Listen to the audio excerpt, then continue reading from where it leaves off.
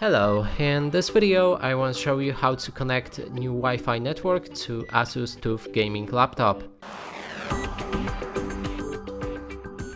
And to do this, you can either go to the start and open a settings, go for network and internet, and right here you'll be able to add a new network, or if you want to find a shortcut for that, simply click on a Wi-Fi signal in the taskbar, and here you'll be able to see all of the networks available. Pick whichever one you have a password for, click on connect, and then enter the password right here.